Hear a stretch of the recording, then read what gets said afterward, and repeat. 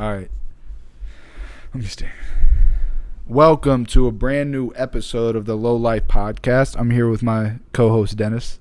Hello, everybody. Welcome. Glad to be here. To all you 60 people watching. And I'm here with my brother Lawan, Rasul, bro, childhood friend, my dog, bro, my guy. Go way back. Yeah, bro. we're gonna be getting into some Euros and Copa America. First, I want you to tell us a little bit about your experience coaching. Who do you coach for? Yeah. And all that jazz. Oh, wait, by the way.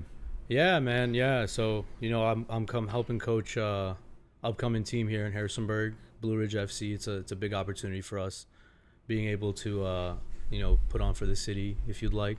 Yeah. Hell yeah. Just a lot of local talent and guys from JMU that have helped out. Been a really good opportunity.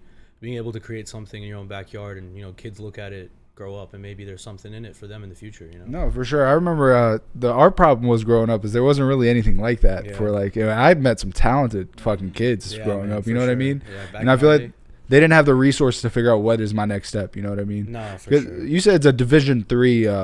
It's like a professional league technically. It's it's like men's professional. How I would describe it, it's like Division IV American soccer. It's weird how they bracket it out. It's like multiple leagues that are all considered Division IV, and it's really weird because abroad they do like promotion relegation, so they don't really have that. Because America is fantastic, you know what I mean? Everything's runs by money, right? More often than not. Yeah. So it's really been a project more than anything. But this was our first season, and we were able to get into playoffs. Unfortunately, got knocked out in our first round, but I mean, man, like for a new team, town in Harrisonburg. Going up to Nova, like most of the time, like it's difficult, but the boys, we got a special group of boys at least that have kickstarted this campaign. I mean, I went to y'all's first game, the first ever game, and I was amazed. Honestly, I didn't realize how much they could keep up, like with other talent. Electric. I knew people like were good in Harrisonburg. I didn't know like they could keep up though. You know what I mean? There's levels to this shit. So I was definitely surprised. And you're an assistant coach, right? Yeah. Okay. Assistant coach. Probably should have prefaced that. No, you're good. Yeah, one day. One day for sure. Well, how? Okay, let's get to like the big league. Let's do it. Okay, there's been a lot going on, and I'm gonna preface this by saying like my knowledge of soccer is definitely not on the level of like basketball and football, like American football. No, for sure. So I keep that in mind when you're talking to me. So I might say something that's out of line or like not, really on point with what's going on. So correct me if I'm wrong on anything. Just a heads up, guys. I've been watching the Euros and Copa America though, so I've been keeping up. Nice. How did the Spain-England game? How did that go for you? What was the big takeaway we could get from that? Man, I think the things you saw in that game, I think you could have predicted it like before the game even happened. Before even kickoff, you could have predicted it and really hit the nail on the head. Man, I don't know. Because as soon as they put in Ashley Cole, what's his name? Palmer, what's his name? Palmer? Cole Palmer, yes. Oh, yeah, I that feel one like weird looking dude. Yeah, They needed to start him, bro, from the beginning because the last game, he did the same thing, right? Essentially, they subbed him on. Oh, he provided the assist to the other striker. Exactly. Like the first half of the game, I think was... Maybe it went back and forth a little bit between England and Spain. I think they both had their chances, you could say. But the second half, man, I feel like because Spain scored like immediately in the beginning, in the second half, yeah. And it was a beautiful play. And then England equalized, and I feel like after that they never really look back. Yeah, Spain actually like took it up a notch. I would say. My question about Spain is. Correct me if I'm wrong. Their manager has only been around for this past year, right? Yeah.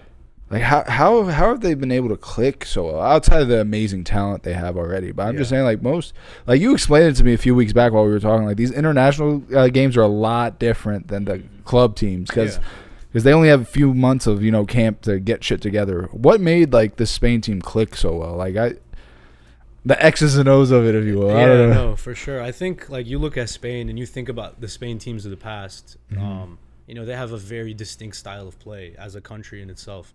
So it's like they all know how to play that brand of football. We'll hold the ball 60% of the time, and we'll wait for our opportunity, probe, and that's how we're going to create the majority of our chances. The really unique thing about this Spanish team in particular was just how direct they were, particularly in the wide areas. Got youngins like 16-year-old Yamal and What a Nico beast, Williams, bro. 21 years old. Yes. And I think just from a standpoint of like tactically, they were able to isolate people out in those wide areas and create those very direct chances. Like at least 3 of the goals that Spain scored in particular, Yamin just cutting in on the left, sending across into the back post for a Fabian Ruiz to head it in more often than not. But like every time any team that comes up against Spain, they're not gonna have the ball. So if you're a ball dominant team in the first place, you're gonna have to adjust your style all around. One thing I noticed yesterday was the way they played on Saka. Like, I don't know how they were able to contain him so well. I've never seen I've watched like 2 or 3 England games. I'm not gonna sit here and say I watched all of them. Yeah. But I've seen him as like a very important factor in all those games to a point where I didn't see it this game. Yeah. And I'm not gonna say I don't know if he's the best player or not. Probably not. I'd say Bellingham probably. For sure, like in this era where is what we call England's golden generation, he has been one of the outstanding candidates, at least going forward for sure. Oh, Saka. yeah. Thing about finals is you can get into the nitty gritty of analyzing the game, but more often than not, it's about like who wants it more and just the tactical setups to not concede, to maybe then go and try and score. So you saw like a 16-year-old Lamine Yamal dropping really deep to cover Saka when he was getting on the ball more often than not. And it was doubling up. And England employed the same exact tactic, though, because more often than not, they would be doubling up on the wide areas, trying to contain the threat from those wide areas. You know what I'm saying? Yeah, I get what you mean. So what's your beef with Gareth Southgate?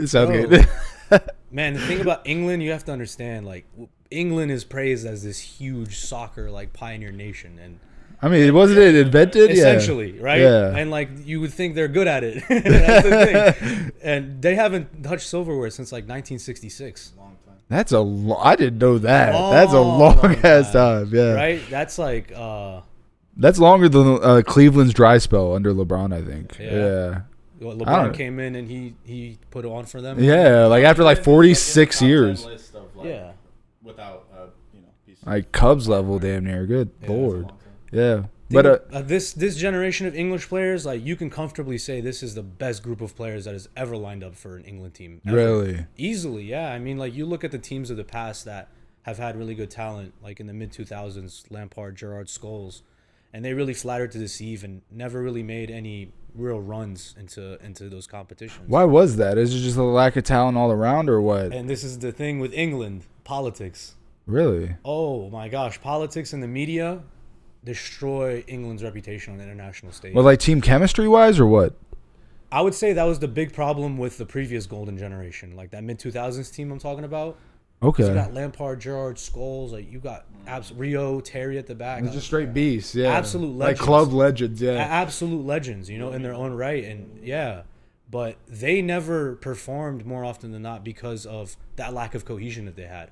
Wow. So there's like you hear it all the time on like podcasts with ex-United players. They're like, we would go to England camp and there's a United table here, a Chelsea table. Wow, here, they had cliques. Liverpool table here. Nobody like really fucks with each other. Yeah. You know what I'm saying? So it's like there never has been that like I got your back, you got my back. I find that odd because a lot of them were in the Premier League, obviously, and it was just like they see each other all the time. It was a very tense. Really, it was just really. This is the era where like you don't dap people up and swap jerseys after games. It's 90s NBA yeah, basically. Man, like, I got this you. is do or die, Yeah, absolute beef, and like that's probably the best era of soccer in my opinion. So I googled the last time England won. Yeah. 1966. On the money. There you go. He knows his shit. I told you.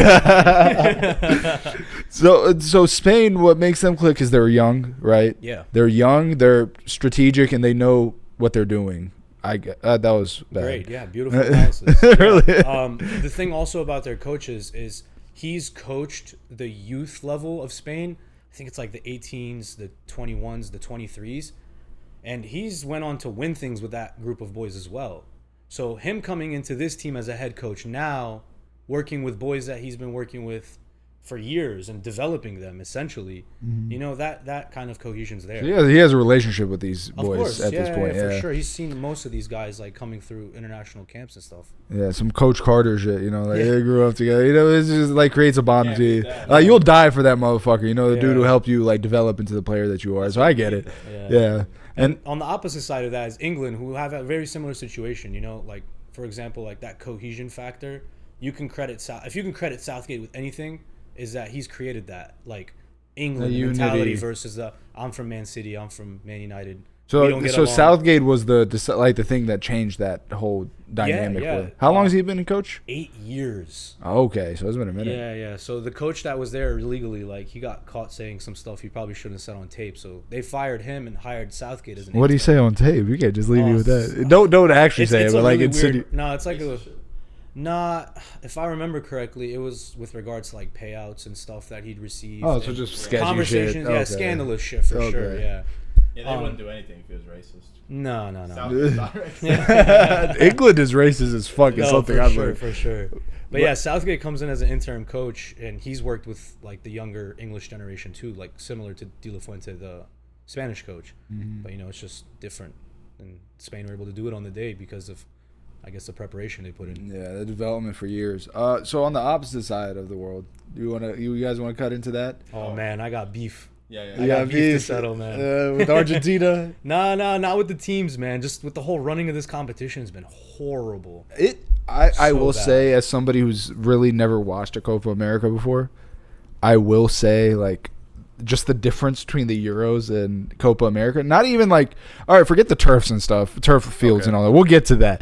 My thing is, like, just the style of play seems so out of whack and weird. It seems so unorganized. It feels like I'm watching a Sunday Spanish League game. I'm not even gonna lie to you. I feel like at times you kind of see the similarities, but yeah, then like you see the extremities of like, okay, yeah, Copa America kind of get wild, bro. Like they really be testing the referee. I feel like there's really a mind game with the way the Copa America, like they like really get physical in the beginning of the games and kind of see how far they can push the ref, see if they can get away with a few, here and there.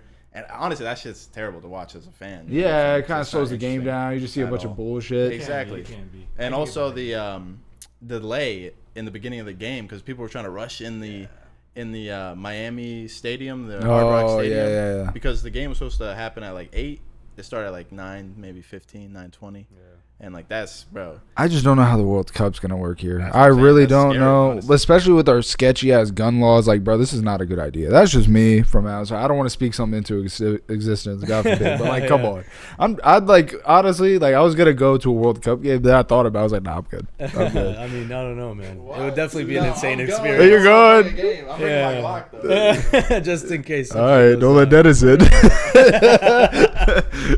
But I will say, okay, let's get to the Argentina Colombia game. Yeah. So it started out. I feel like Colombia had a few players missing, right? Because the game before that ref was handing out cards like crazy. No, but that doesn't affect. There's one player I think they were missing. He had a red card. Yeah, I can't remember. But if you get a yellow, you can still play in the final. I think it's the way it works is like if you accumulate back like 2 yellows before going through to a certain round or something, like that'll result in a suspension for a game. My beef with soccer is I'm a lay person, right? A person who doesn't know any shit about soccer and I'm watching. And I noticed the difference between Copa America and Euros. Like, why did this game go straight to penalty? Yeah. What the fuck's going on? You know what I mean? That shit threw me off. I'm like, why is it different? Like, why? The game, like, I fell in love with is gone, bro. It's dead. Bro, like, this is ridiculous. Yeah, this is so stupid. How are you going to call a game after 90 minutes in an international competition? Yeah. And just go, yeah, we're going to go to penalties. And they were generous with the final. Like, they just kept extending time, right? It's terrible. Yeah, I don't absolutely know. The whole running of this competition has been so bad. You know, like that drama with the whole situation of the game starting late. Mm-hmm. Over half of the people that paid to be there, paid like $3,000, $4,000, $5,000, $10,000 to be there, didn't end up watching the game in the stadium. Oh, hell no. Like, imagine you're on the end of something like that. It's absolutely ridiculous, but... I'm surprised they couldn't sort that out at all. That's just kind of surprising. I mean, man, if you would have kept up like the from the jump, like just it's been terrible. Like you mentioned the pitch sizes, and like how aggressive these games are. That plays a huge factor in it. Think about it from a defensive standpoint. Like there's less ground to cover. Exactly, made for the game to be more physical. And you said it best. It's glorified Spanish League at the end of the day. For real, it just seems so. I just feel like the players are so aggressive towards each other, like you guys said. Like I didn't notice that till you just said it, but they were so aggressive to each other. Compared to the Euros. Yeah, and it was like Colombia is such a dirty team in the way, but Uruguay was pretty bad too. You know what I mean? I feel like every team like kind of has to, they have their own. I feel like Argentina wasn't as dirty as the other teams. That's just me. I know y'all don't like them, but let's be honest for a second. Yeah. I think they had a good tournament for sure. You know, with regards to like their aggression. Yeah. At least in comparison, when you see like the likes of Colombia, Uruguay, it's night and day the difference. I feel like Uruguay would have been a better battle for Argentina, That's what right? I was looking for. I was hoping that Uruguay was gonna at least get to the final. Colombia is a solid team. I just don't feel like James, bro. You remember he James shot the Rodriguez bed. in Yeah, 2014? did he? Yeah, let Dennis go on a little thing. But bro, I just forgot what I was gonna say. Dennis is a residential Colombian. Yeah, he just got back, so it feels like he has to speak for his people. Jesus Christ, I forgot what I was gonna say. It's okay. Question about James. Was he shit with Real Madrid? I've been hearing he was pretty shit with Real Madrid. I didn't really pay attention to soccer. I got my friend a James jersey once. That's about all I know about that. James, you remember the 2014 World Cup, man. Oh, yeah, I know that. I'm talking about for club, for Real Madrid. Right. Yeah. Well, he got the move to Real Madrid then, and I thought his first season was really good. Mm-hmm. And then afterwards, I can't remember if that's when Ancelotti left and Zidane came in. And, I mean, Isco was the guy that ended up playing for Zidane. And James really just, I don't know. I don't think he was what Zidane was looking for in particular. Mm-hmm. And then from there on out, he kind of became more of a journeyman than anything, which is crazy how he comes and revitalizes his career like this. Yeah. Broke the assist record for the competition. I watched that shit. I was like, he's still playing? Like, yeah, I feel like there's definitely certain players that rise to a different level when they play for their country, 100%. There's players that literally are shit for clubs, but for their country, I mean, amazing. Memo Ochoa. What I was going to say, though, facts, Ochoa, is Colombia was unbeaten or for like, what, 26 games? For a long 27 games straight. Yeah, man. And then they choked in the finalists. Which is crazy. I didn't know they were 27-0. I feel like, soccer is weird. Like, I feel like that should be a big fucking deal. You know what I mean? Like, basketball, they would throw that shit in your face, bro. Like, 27-0. It happens over time, you know. I get it, but that's a long time to not lose a game. A lot of it is like how teams are grouped and whatnot, and like qualifiers, like before tournaments. Mm-hmm. So you'll see like a Portugal playing like fucking Luxembourg, and you're like, oh my god, Ronaldo stat padding 2-1 until like the 90th minute. Yeah. that's a fucking bad. Like, yeah, but similar more often than not. The international ones are a little bit more. I don't know. So I wouldn't pay them too much mind. Let me ask you this: analysis on Argentina's play. Yeah, I feel like they played pretty solid. I thought even without Messi, like defensively, I mean, shit, they were amazing all tournament. I think they weren't trailing for a single second in the tournament. Yeah, they were never losing at any point in this whole tournament. That's fucking wild. Yeah, but I thought Colombia was pretty hot, man. Like they were carving up some chances when they could, and just probably didn't have the quality to put them away. Yeah. The thing with Argentina is Di Maria, bro. Let me take a second and like appreciate. I looked at his. I know this hurts you. But I like him, man. I know you. I know. But his international resume is ridiculous. World Cup, 2 Copa Americas, 1 U20 World Cup champion. Like it's just a crazy that is like the international resume. Yeah, some say he carried Messi, but we're not gonna get into that. How do you carry Messi? I mean, all these big international competition. Who's the guy who's on the end of it? You know what I mean? Right. Setting him up a lot of the times. I mean, yeah. No, he's definitely been just as important as Messi internationally. Yeah. Hey, man, I don't like Di Maria. Like, we can preface that now just because, I think he's a rat. But that's besides the point. As a player, he's amazing. Why is he a rat? He done my club wrong, bro. Oh, he just robbed you off for some money and dip? Basically, yeah. We signed him from Madrid. I got real excited, and then he just fucked off. Soccer's so weird. Yeah. So weird with how they sign players and they leave. And I mean, no other sport. There's a lot of freedom. There's a lot of freedom with soccer. I didn't realize. Bosman rule. You should look into it. What's that? And some guy basically, he was like, "Oh, you can't hold me to ransom to my contract. Like, I should be able to leave if someone's able to buy me out of my contract, or you're able to." Thing about transfer fees now is it's really overly inflated because it's like, how much does one club value this player in particular? Gotcha. It's crazy. Like, people are going for hundreds of millions. You know what I mean? Yeah. Just transferring from one club to another. But yeah, Charles Bosman, I think he was the one. He brought the ruling in, took it to court and whatnot, and made that. Took it to court. Oh, okay, so it's a whole serious thing. Okay. No, it was big, huge. White man. Can't remember, to be fair. It might have been English. I couldn't tell you with certainty. Charles Bosman. Charles Bosman. Yeah, that's white as fuck. He's probably white, yeah. No other person's gonna get that rule in there, bro. Yeah. Why are England fans so racist? That's a genuine question. I know, like no, they it's are. weird. Even against their own players, bro. They like we joke about Celtics fans in the NBA, but like realistically, bro, it's kind of like no, they're racist. Like I mean, actually, they are European racist. imperialism plays a Dude, factor no, into people, that. You know, people don't realize. I mean, we've talked about this before. Yeah. Europe is more racist than America, bro. Like, Oh, for sure. you know what I'm saying? Yeah. The No. level is like. We were just talking about it. Like I said, yeah, we were talking about it earlier. Yeah. I was talking about when I went to Germany, how racist they were towards Yeah, Middle no. Easterners. no kidding, man. And it's fine, you know. I kind of get it. Immigration, but, man. yeah, immigration's a motherfucker. I get it. Yeah. But like, yeah.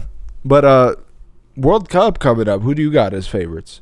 Man, I couldn't tell you why I have an affinity towards Germany. Funny enough, internationally, I mean, there's like a quote that says it's like football is a simple sport. 22 men chase a ball and the Germans win it in the end on penalties. Damn. You know, so like I think that's cold. I was like, yeah, I'm gonna support Germany. I thought they did really well at the beginning of the Euros too, so I'd be hopeful Yeah, for they had a them. good tournament run. They did, yeah. I mean, speaking like for the Euros, I thought the Germany-Spain game was the final. Like those were the two best teams in my opinion, and the game I'm itself surprised they was lost, yeah. huge. It was insane. I mean, 90th minute winner. Yeah. And you know what's funny? The guy that scored, like X amount of years before that, in the same stadium, with the same commentator on, scored a goal that his dad did the same thing. You know, his dad did the same exact thing, and then he ended up doing the same celebration. But That's ridiculous. yeah, that's weird. Weird That's- how life that's- works sometimes. You know. That's crazy. Yeah. That motherfucker the main character, bro. Like what? kidding. No kidding. Motherfucker lived out his father's exact fucking thing. Like that's crazy. Only thing he did. Alternative. Dennis mentioned this, like why some players just step up for the international team, bro. yeah. Like just that pride. You know what I mean? I'm very anti-nationalism. Like, I would, like if I was a soccer player, Yeah. like I would step No, up. like I'm very anti-nationalist. I don't like nationalism at all. But like, Patriotism, bro, man. Like you know, like bro. it's your country. Everybody's got on your back. Like everybody's supporting you. Kurdistan gets a team. That's and what, I'm like- the starting keeper. Bro, Fuck you're in a- yeah, bro. You imagine kidding me? I go crazy, you're in bro. a World Cup I'm getting final. hyped right now thinking about it. You You're in know? a World Cup final with Kurdistan. First of all, you're a nation that's able to even compete at that level. First of all, you're a nation. Dennis, you actually have a nation, so for us it's a little crazy. You know what I mean, bro? I Like, got an excuse. For us, Bro, it's a little wilder. I'm running through brick Trust me, walls. bro. Dude, when I think about that kind of shit, bro, like goosebumps. Goosebumps, right? Yeah. I'm running through walls if you National put me in that anthem playing circumstance. and I shit. feel like it's like the soccer is like the one sport that you really would like for your country. You know what I mean? Like okay, basketball, football, like all that other stuff, but like soccer, man. No, the thing is, like, you look at the USA Olympics team, and yeah, you get the same feeling somewhat, like the basketball team. Yeah. Like, I get that feeling somewhat, but like, no, it's not the same as soccer. Soccer is like, yeah. Think about like also like you say like why are these like random players like your Guillermo Ochoas and your James Rodriguez balling out in these tournaments? International ball is a lot different than club ball. Just the style of play, right? It's not even that. I mean, club ball, you're there week in, week out, day in, day out. Sometimes you're running 2 sessions a day, and then we're playing on the weekend, Yeah. and you're just you're in it. You're all the way in it. Internationals, it's like once every 3 months you go away for like a 2-week camp, and then international tournaments around. So a lot of these like games aren't tactically like innovative or anything like that. A lot of these games do come down to individual brilliance, and there's players that are individually brilliant that might not be performing for their club. They just teams, can't for fit example. into a system that. Exactly. Yeah. It's less systematic, I would say, and honestly, it's better to watch in my opinion. It's That's the raw. only time I really watch soccer. I'll It's be honest. raw. International is so much funner to It's watch. raw, than me. man. I love it. It's Yeah. great. And you see the craziest goals. I'm sure you see in club ball. Yeah. Probably a lot more amazing goals in club ball because there's just so much more games to deal with. But Yeah. like, just memorable fucking moments for me, like soccer, international games. Like I still remember whatchamacallit, what was it? Tony Cruz's 90th minute goal. Yeah. I remember. Yeah, ridiculous. Passed it and then he held it for him and then. Who was it? Who was Royce. the one motherfucker from Netherlands who did a fucking Van something? He, Conspiracy? yeah, that The motherfucker header? did a diving header. Yeah. Like, bro, these are moments. You know what I mean? You guys are talking about players I love. Yeah, Tony bro. Cruz, I love Tony Cruz, man. It was his last game too. Yeah, dude, he retired, man. Yeah. I'm telling you, like, I'm a huge Tony Cruz fan. Like, I- my favorite type of player is the Tony Cruz type of player. Ozil? Do you like Ozil? I like Ozil, yeah. When he was at Real Madrid, when he went to Arsenal, I didn't like him as much. Is he like? Is he just kind of like that glue type player that you can fit into any situation and will make it work? That's what Man, I he get makes off of. teams tick. Yeah, I just feel like he's that motherfucker that you sub in. You look to the side, you're like motherfucker, Yeah. he's in now. You know can't what I mean? touch him. Yeah, you can't you get near him. Like, there's no chance you even get close to this guy on Yeah. the football pitch. Damn, that's crazy. Insane ability. And how old is he? I want to say like he's probably like in the 34 to 36 range. I would say.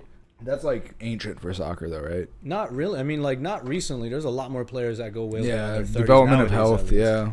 But yeah, That but makes like 30s, yeah, you definitely see a big decline. I want to ask y'all a question. How far do you think the United States makes it in the World Cup? I say round of 16 at least. Really? Yeah, that's what I say. I don't know. Last World Cup, they were horrible. I don't know what the progress is at this point, but they were horrible last World Cup. I feel like they weren't that bad last World Cup. No, they were like embarrassingly bad last Really? World Cup, right? They lost to Wales or drew to Wales. Oh. It's some shit like that. I know. I don't even think they made it around the 16. No, right? they didn't. They didn't. No. And then they did get kind of fucked by the VAR or the offside I remember against Oh, Who was yeah, it? yeah, I Uruguay remember or that. something? Yeah. I remember that. Yeah. in the Copa this year. But I don't know. I think that I feel like Well, yeah, they don't have VAR in fucking. the U.S. should be the Copa. fucking best. What? Bro. I think They they do? do. I think they do. Dude, the thing about VAR, I feel is so like, okay, we'll use it. Okay, we're not gonna use it. Like it's so like, bro, use it like every time. I don't know. They're not consistent. Can I ask you though, as somebody who's watched soccer, I feel like the VAR kind of ruined the sport a little. Oh, dude, for sure. Because I mean, yeah, dude, I'm an advocate of Like- getting rid of it. When it's like something like this much of it, Yeah. like please, bro. yeah, It's bro. minuscule. With the ruling, the official ruling is VAR is only allowed to come into play if it's a clear and obvious error. Yeah, But okay. it's like very loose language that they use. Like, what is a clear and Yeah, 'cause obvious error? that's basically up to the official at that point, Right, right? like we're talking about stuff that we didn't talk about before, like what we think about a handball, for example. What is a handball? What constitutes a deliberate handball inside the box? Wow. What warrants a penalty? Is this enough, like for it opens up so many doors, and I think realistically, if you keep it around, it could be a benefit, but you have to set precedent in some sort of, like, you know, with law, you have precedent. Regulate it a little bit, like just Yeah. make sure you like use it it for right. like old cases and Yeah. Yeah. Or isn't it like in football or basketball where like you can challenge a decision? Both, yeah, in both plays you Yeah. can challenge. I the think that would decision. be a great like compromise. A coach, like, you know, he gets behind his iPad, whatever, checks out a decision and decides, yeah, I'm gonna appeal this. Like, go in fucking take basketball. In basketball, I mean, you guys don't have timeout, so in a soccer, look at it. so No. Water breaks maybe if it's like 100 degrees. yeah, like that's about it. But like in basketball, you use a challenge, and if it goes your way, you get to keep your timeout. If not, you lose a timeout. Wow, I didn't know. So that. it's risky, and there's like times where players get into it with coaches about like throw To it, use throw it. the flag, like yeah. Huh? You get 2 challenges a game, yeah. But like when you're talking about the fourth quarter, you only have 1 timeout left. Yeah. You really got to get into it. Like, should I even call this at this point? What if it's a gamble? It's a gamble. There's a lot of It makes it like, a lot more interesting, though. you know, data, AI, this kind of stuff that's coming into the sport. Like, what does that look like on the basketball front? Analytics has kind of semi-ruined the sport a little bit. Basketball? Yeah, because like not ruined it. That's a bit strong, but I feel like I drank a little bit. Bro, of you water. get I'm sorry, I people that waterfalled are it. you get people that just look at like the box score and Exactly. decide, you know, their opinion on the game. And like they you, play. know like what I when mean? you define a player by just numbers without actually watching it, there's a lot of old school hoopers who are like, nah, like the eye test is very important. Like I can tell a hooper when I see one type shit. But like with the analytics guys, like, well, he only hits this many threes a game and he does this and at this particular spot in the court he shoots only 25%. Like, bro, no, you're like breaking down the game to like these parts and it's not really giving the players credits. Like, you have to create a system where these players thrive in any situation. But what analytics has done is everybody has to shoot a 3. Everybody has to be good at shooting threes. It creates guys like Victor Wembanyama, who's 7-4, who's shooting half court shots and can dribble and bring the ball down like he's KD. Like, no, like that's the direction sports are like basketball is going into. But that VAR, I feel like, isn't affecting the way they play. No, not at all. But that is the way that analytics, because obviously they're saying like 3-point shot is the most efficient. So now you have kids practicing in high school fucking shooting from way beyond the arc. You know what I mean? In basketball, you gotta break it down like numbers wise. Like, okay, I can shoot X amount of 2s a game, and if I make more 2s, let's say I make like 10 2s, okay? If I make 5 3s, that's already more than the 2. So why do I take 2s at all? So basketball, the Wait, mid-range hold on. shot. If I'm you sorry, take 10 2s 20. and then 5 3s. bro. I just said no. You know what I mean? I'm I've never been good at that. It's a fair point. Fair point. I know. Fair point. Fair point. Okay. Okay. Let's say. Please cut that out. Okay. Let me go back. Let me try that again. You don't have to cut that out. That was actually funny. But so okay, let's say bloopers at the end. Yeah. Okay, let's say they take 5. I mean, they get 10 points off 2s. All right. Oh, okay. I can take a lot less shot attempts off a 3 and make more points based off that. Yeah. So it's just analytically, it just makes more sense to shoot 3. So, and the coaches now are very much 3-point oriented. Like you look at a player like Russell Westbrook, for example. Russell Westbrook literally had the style of play of basketball completely ripped from under him. It was a style that suited him perfectly. He's a hard-hitting, big, buff guy who attacks the rim, super athletic, just attacks. He's not a good 3-point shooter. What happens when Steph Curry comes to his position as the best 3-point shooter to ever exist? What that creates is a vacuum for players like Russ that just sucks them out and they're considered not good anymore. Like you look at Russell Westbrook, that is a Hall of Fame basketball player. Like he might be a little bit out of his prime, but like still, this current Russ, drop him 2010, he'd be an all-star possibly, bro. Like it's like, but that doesn't in current form.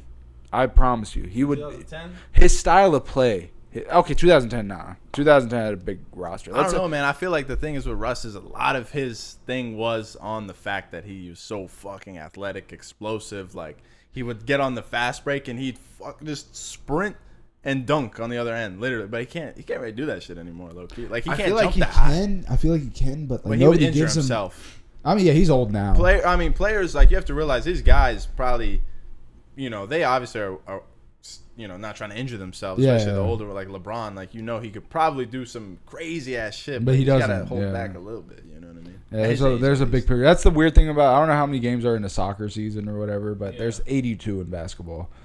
And I feel like with soccer, it's a lot different. Like I feel like a really good club maybe plays like 60 with internationals like 70. But you guys, they space it out, don't they? Do you guys do soccer? I don't know why I say you guys like you. Like, I'm sorry, but like, when you were playing for Real Madrid. But like in soccer, is it like a weekly basis you play? Do you play every like week? Sometimes you play 3 times a week. Like it just depends on.